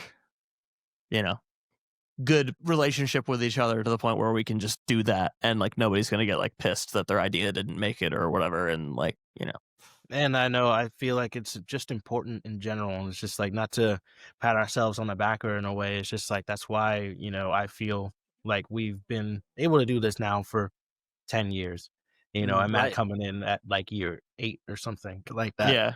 But just like, you know, you just see a revolving door for people because of those kind of dynamics of, you know, whether it's one or two controlling everything, the others aren't contributing, but then, you know, and they don't, like, this even just going back again, what I've seen from Fall Out Boy themselves say that, you know, and I still need to read Joe Troman's book, but like, I know he has mentioned sometimes before just being just like, yeah, you know, sometimes I feel detached from the music because I wasn't really a part of it in some of their later records. So it's just like, you know, I'm grateful that everybody's able to contribute, not only just for better music, but just also just better personal relationships with each other. Camaraderie. Because everybody can, it's just like, I'm grateful that, you know, generally, you know, except for those examples, of course, where it's like maybe someone didn't contribute, but they're okay with it. But it's just like, on the grand scheme of things, we can all feel attached to the music because we all know we had a hand in it. Yeah. Right. And especially like going forward too, like not in any specifics, obviously, because we're still recording and everything, but like the next record is like, I feel like the most collaborative we've been, where it was just like pass the guitar around. Okay, Kevin does drums, pass the guitar around, like just kept, you know, and it felt like easy and everything. And it's like, it just keeps getting better and easier. So it's like, yeah, it's cool. I don't know. It's a good. And then also it's just like, you know, when we pass it to somebody else and they write a part, like say David writes a part for me or whatever, it's just like he thinks about shit different than I do. He'll come up with something that I would never have thought of, you know, and vice versa. So again, it just comes out for just better music in the end. Yeah, and I always view that that's the case if you can get that kind of get that lightning in a bottle with a group of people, which is not an easy thing to do. So kudos to you guys for, again, 10 years in that live, you know, that live, you know, release you guys and everything else, which we haven't even, you know, we didn't talk about, but it's like not something you see that often anymore with like modern bands. So it really says a lot to kind of like the musicianship and like collaboration and kind of team mentality, zero ego, as Matt said, in the works kind of thing. To end things out here, got the last song, track 12 on the record, track 7 of original unreleased music up until this was kind of announced. Can you keep a secret? I really shouldn't be telling you this. You guys want to break down this one for me, starting with instruments and lyrics to kind of end things out here? Cool. Musically, it started out with actually Kevin and I for kind of once alone. I remember it was just, I don't even remember what year it was, but I mean, it was kind of written for, it wasn't supposed to be like this. I know it ended up almost like the last track of that. And then we wrote But It Is, and then we were like, nope, that's going to be it. But we still like this one also, but also like partially also one of the reasons why it got left off is because I'm just like, this is just an alt rock track. Like, you were close to say. Oh no! I was like, you about to say alt right? No. Hard. The secret is out. The secret is out. Yeah. Hard pivot from Untitled Part 3 on the end. In 3 tracks. Pulse is starting our right wing grifter. Gonna feature time. There you go. As an aside, do you know how much money I can make if I just start grifting? Yeah. And whether you're doing podcasts or music, that shit is the easiest thing to do of all time. Yeah. They got Canadians doing it, man. They got Canadians doing it for American right-wing music. True. But I know for me, just imagine just a black post-hardcore singer all of a sudden just pivots to alt-right. They put me on Fox News in 2 weeks. You just got to go on there and talk about how the left is destroying like Drop D music or something, you know? Absurd. Anyway, getting back to it. Yeah. Alt rock. Yeah. Though if it got played, being an alt rock song, if it got played on Octane, you know. Hey, we might have just wrote Octane Core. I don't know. And that might have that ends up in that world, unfortunately. And then Greg Hall will hate us. Yeah. Damn. Yeah. Yes, but yeah, so that was part of the reason also why I got left off the record, and it's on here because again, we wanted more freedom with what we want to do. So it's just like, oh, there's a new metal song. All right, here's just pretty much an alt rock song. I'm saying it's slow. Yeah, and basically it started with just the two of us. I remember it was just a night where power went out, and we were just like, let's see if we can get something out of this. Let's go. So it was just like it was just Kevin on the drums. I was playing acoustic guitar, and I wrote that verse riff. And I like the whole thing because I like some time signature type shit. And then this is one of those things I think we wrote up to the second chorus. I think Matt finished out with the bridge. I wrote the bridge, and then it just goes back to the chorus, and that's So that was the gist of it. I mean, it's a pretty simple one. One of the most probably simple songs we've done, like playability wise. But we were just like it doesn't matter about if it's difficult or whatever. It's just like, is it a good song? And we like the song at the very least. So let's just put it out, even if it's not really a post-hardcore song completely. And then it just always reminded me of like in tone to like a Minutes to Midnight Linkin Park song. And I will say that also that's one of my favorite Linkin Park albums still. So it was just nice to do. Just something different. And now I feel like that's a box that we checked off that I think it was cool to do, and we'll see if it ever really happens again. But I don't know. I just like the song. I know you were saying the simple part too. Isn't that kind of the reason you didn't do a lot of harmonies? Is because you were like, what I've done has no harmonies or something like that. So you were like, I'm just gonna. Yeah, there's like a couple on there that I ended up adding, but I always liked. Well, I know specifically I didn't do any doubles, especially because usually you layer in a little double to be able to like thicken the vocal. But I was like, I wanted to again just harken back to like what I've done and how like that entire song, which is something I just didn't realize until like years upon years of already listening to that song. But just like, that is one vocal, no doubles, no harmonies, and just the power of his voice, So I was just like, obviously I'm not no Chester, but, I'm going to that's the feeling I have for this. Yeah. Well, him and it's like him and Chris Cornell died around the same time, both like some of my favorite vocalists, and it's like I would hear about like Chris Cornell just like ripping like 5 cigarettes, going to into the booth and like singing Insane. "Show Me How to Live," doing one take, and like, is that good? It's like, fuck you, like just say it's with good. but I mean, I mean, it's cool that you kind of bring that a little bit of production element in that too for that homage. Like that's kind of a fun like little tidbit too. Lyrically, what's this one about? I was gonna say real quick before Kevin. No, you're good. Just before he gets into lyrics, like a couple musical tidbits. It's like there's a lot of piano on this one, which I like made a point to like when I was doing my like production sessions on it. Like obviously we wrote the piano like with the guitars and stuff, but I think the ending piano part is one of your guitar parts, like just copied and pasted onto piano. So it's like, but I was like, I made a point to be like, I'm gonna play this, like I'm gonna make it sound as real as possible. I mean, I still kind of pieced it together because I'm not that good at piano, but I was like, I'm gonna like try to express this in a way that and we did just steal the What I've Done piano part, which is, don't sue us, Mike, please, but it's in there. It's parody. It's fine. It works. Parody song. I feel like he'd be down with it. You know what I mean? Because he likes sampling. They sampled a James. They just inverted a James Bond like lick for Fame. It's the it's the same thing. It's fine. Yeah.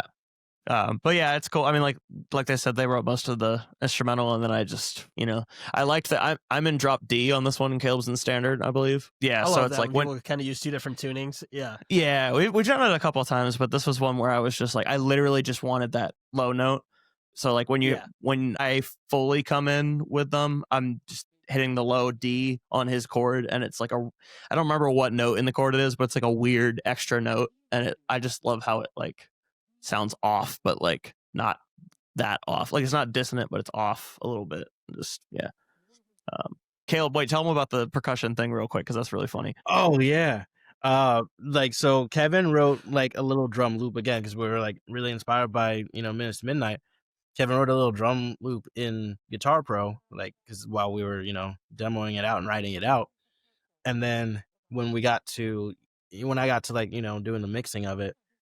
And I think Matt had, recreated it in Logic, like note for note and whatever. But I was like, nah, just don't hit the same. So I just exported the Guitar Pro drum I loop love that. and threw it in the mix, and I was like, "Yep, this is it." And then obviously it's like just to make it even more, I threw a lot of like effects on it and such, so Right. it's very like kind of distorted. It's got some like very roomy, delayed kind of deal. But I was like, no, I want those exact sounds because Demoitis, you've heard it enough times for months at this point. This way, I want it that way. No, And no backstreet. sometimes things sounding right doesn't mean that they sound the best either, Yeah. right? Like it's like sometimes it's kind of like with certain guitar parts where it sounds cool when someone like almost uses the Guitar Pro MIDI trash sounding bullshit. Yeah. It's like same deal, right? Yeah, it's like I don't know why I just thought about it again. Like from Gatsby's American Dream on their album Volcano, I know like the song Fable. They were talking about how they were like re-recording the guitars on that, and then but he was used to hearing the guitar tone being from like some shitty Fender practice amp.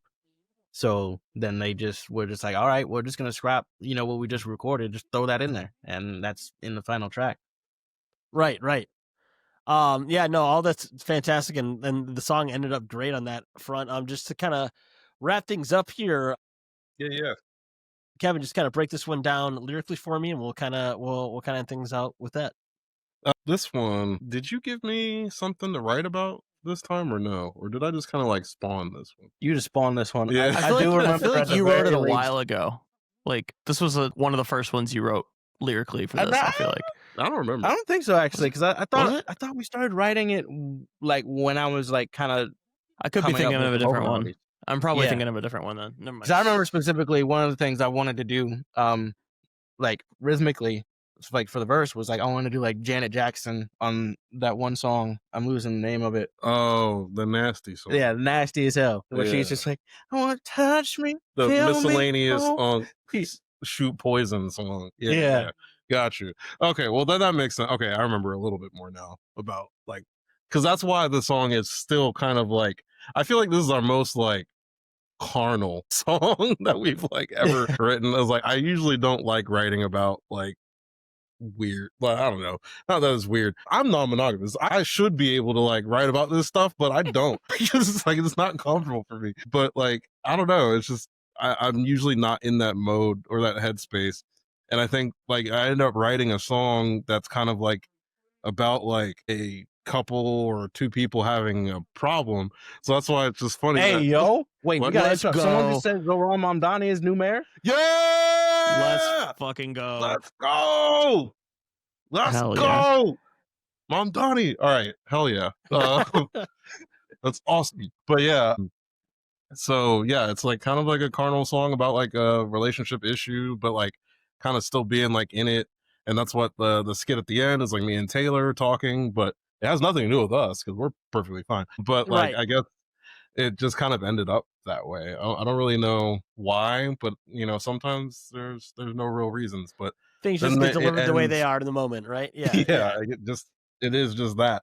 And then I guess the ending kind of like subverts everything that the song really is about, and it kind of goes into the standard Pulse's ending of a project mode, which we won't do next time because we've done it like 3 times basically now. And LP4 closer is a banger. It's yeah, like so I'm not gonna do a fucking monologue at the end of the album again. But yeah, it ends just kind of like wrapping up like a lot of the themes of like the whole thing, just of like uncertainty and uncertainty and like trying to distinguish like your place in whatever it is, so very, very nice bow. Like you got to do it for the love of the game.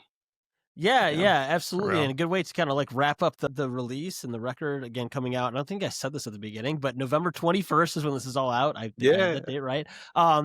So yeah, we're the Pulses Pack Volume 1 is out November 1st. Again, 7 new tracks, a couple or 3 remixes, a couple of pre-release singles and covers. Caleb, Kevin, and Matt, thanks so much for doing this. I'm going to be releasing this the same day that the album comes out. Sweet. So Oh, you cool. guys pick. You got release comes out. Sorry. So you guys pick what song's going to play at the end for people to hear for the first time. They haven't listened to it yet. There's a lot of ways you could go with this. What do There we are a talk lot about of the pieces. most? Because I mean, it's like you would think that they would have heard Elijah Wood by now. Yeah, I mean, feel you like could go with you could go to Untitled 3. Just I was to- gonna say we talked about that one a lot, and given the Let's put the nature show of base the as well. Let's do it. Yeah. Untitled 3. yeah. All right, yeah, we'll go with Untitled 3, which people should go check out the other two Untitles. Very, very Yes. great tracks from Pulse's Pack Volume 1 on the PowerLess Podcast. Thanks so much, guys. Really appreciate your time. Thanks you, for Doug. having us. What do I need the answer?